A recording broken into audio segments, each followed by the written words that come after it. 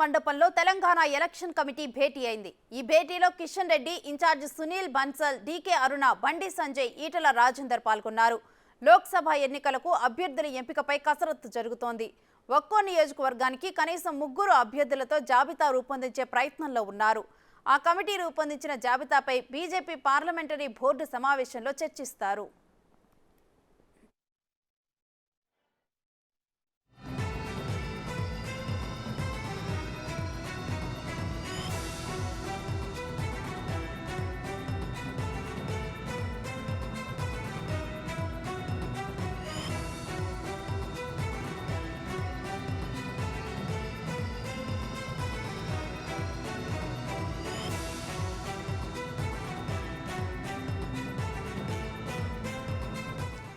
భారత్ మండపంలో Telangana election committee భేటీ అయింది. ఈ భేటీలో కిషన్ రెడ్డి, ఇన్ఛార్జ్ సునీల్ బన్సల్, డీకే అరుణ, బండి సంజయ్, ఈటల రాజేందర్ పాల్గొన్నారు.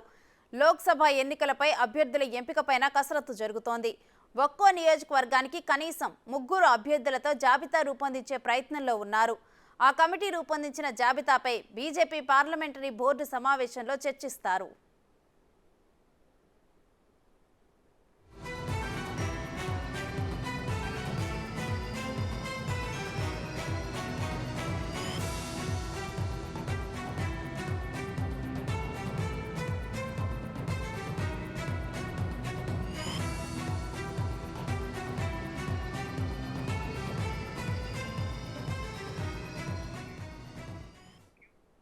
ఇదే అంశానికి సంబంధించి మా ఢిల్లీ ప్రతినిధి శివ లైవ్ లో మరిన్ని అప్డేట్స్ అందిస్తారు.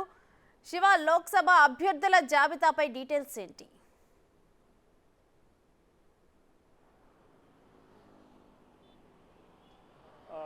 రైట్ రేణు, ఈరోజు భారత మండపంలో ఈరోజు జాతీయ కార్యవర్గ సమావేశాలు జరిగాయి. ఈ సమావేశాలు ముగిసిన తర్వాత తెలంగాణ ఎన్నికలపై వ్యూహాలలో భాగంగా ఈ సమావేశం కొద్దిసేపు క్రితం ప్రారంభమైంది. ఈ సమావేశంలో తెలంగాణ బీజేపీ అధ్యక్షుడు కిషన్ రెడ్డి, తెలంగాణ బీజేపీ ఇన్ఛార్జు సునీల్ బన్సల్, డీకే అరుణ, ఈటల రాజేందర్ కూడా హాజరయ్యారు. మరోవైపు ఎంపీ జాతీయ కార్యదర్శి బండి సంజయ్ కూడా ఈ సమావేశంలో హాజరయ్యారు. ప్రధానంగా లోక్సభ ఎన్నికలకు సంబంధించి అభ్యర్థుల ఎంపికకు సంబంధించి ప్రధానంగా ఈ సమావేశంలో కసరత్తు జరగబోతుంది.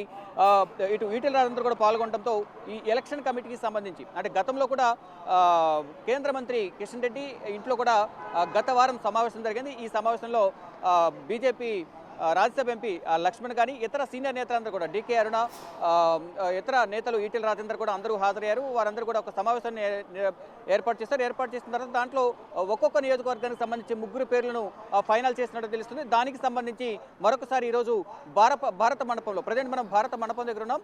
ఈ భారత మండపంలోనే 2 రోజుల పాటు బీజేపీ జాతీయ కార్యవర్గ సమావేశాలు జరిగాయి. సమావేశాలు ముగిసిన తర్వాత ఈ తెలంగాణ ఎన్నికలపై ప్రధానంగా అంటే ఎన్నికల వ్యూహాలపై భారత మండపంలో ప్రత్యేక భేటీ అయితే జరుగుతోంది.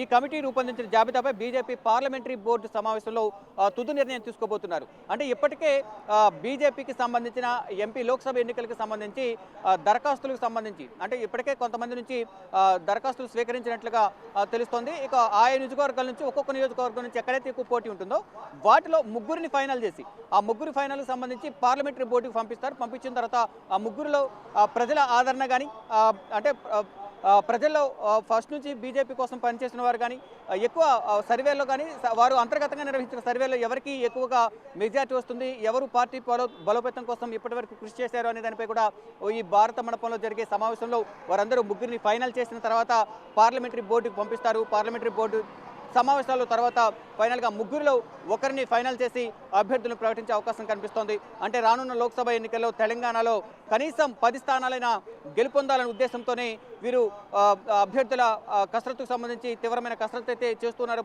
గతంలో కూడా అనేక సార్లు సమావేశమయ్యారు కిషన్ రెడ్డి నివాసంలో. వారు కొన్ని ఫైనల్ చేసినప్పటికీ మళ్ళా ఇన్ఛార్జ్ కూడా సునీల్ బన్సల్ కూడా గతంలో పాల్గొన్నారు కిషన్ రెడ్డి నివాసంలో సమావేశంలో. మళ్ళీ ఇప్పుడు భారత మండపంలో అంటే ఆ రాష్ట్రాలకు సంబంధించి అంటే ఇక్కడ తెలంగాణతో పాటు ఇతర రాష్ట్రాలకు సంబంధించి ఆ పార్టీల అధ్యక్షులు, ఆ పార్టీలకు సంబంధించిన సీనియర్ నేతలు ఇన్ఛార్జ్లో ఎవరికి వారు ఆ రాష్ట్రాలకు సంబంధించి ఎన్నికలకు సంబంధించి ఎన్నికల అభ్యర్థుల ఖరారుకు సంబంధించి లోక్సభ ఎన్నికలపై ఎటువంటి వ్యూహాలతో ముందుకు వెళ్ళాలి అనే దానిపై కూడా కసరత్తు చేస్తున్నారు. ఈ భేటీ అయితే ఇంకా కొనసాగుతుంది. ఈ భేటీలో ప్రధానంగా ఇంతకుముందు చెప్పినట్లుగా లోక్సభ ఎన్నికల్లో ఎటువంటి వ్యూహాలతో ముందుకు వెళ్ళాలి, అక్కడ ఎటువంటి అభ్యర్థిని అక్కడ నిలబెట్టాలి, పార్టీని గెలిచే విధంగా ఎటువంటి ప్రణాళికలు సిద్ధం చేయాలి అనే దానిపై కూడా ప్రధానంగా ఈ భారత మండపంలో జరుగుతున్న ప్రత్యేక భేటీలో అంటే ఎన్నికల వ్యూహాలపై ఈ ప్రత్యేక భేటీ అయితే ప్రజెంట్ కొనసాగుతుంది. ఈ భేటీలో తీసుకున్న నిర్ణయాల తర్వాత పార్లమెంటరీ బోర్డుకు ఈ నివేదిక అయితే సమర్పించిన తర్వాత వీరు ఏదైతే ముగ్గురు నేములు ప్రతిపాదిస్తున్నారో ఆ ముగ్గురు నేములో ఒకరిని ఫైనల్ చేసి ఆ లోక్సభ నియోజకవర్గానికి వారిని ఇన్ఛార్జిగా నియమిస్తారు. ఇన్ఛార్జిగా నియమించి ప్రజలకు వెళ్ళి పార్టీ బలోపేతానికి, పార్టీ విజయానికి, తన విజయానికి కూడా కృషి చేయాలని కూడా దిశానిర్దేశం చేయబోతున్నారు. దానికి సంబంధించి ఎన్నికల వ్యూహాల భాగంగా లోక్సభ ఎన్నికల వ్యూహాల్లో భాగంగా గెలిపే లక్ష్యంగా అందరూ కలిసి పనిచేయాలంటూ కూడా అందరికీ దిశానిర్దేశం చేయబోతున్నారు. Renu. Right, thank you Shiva.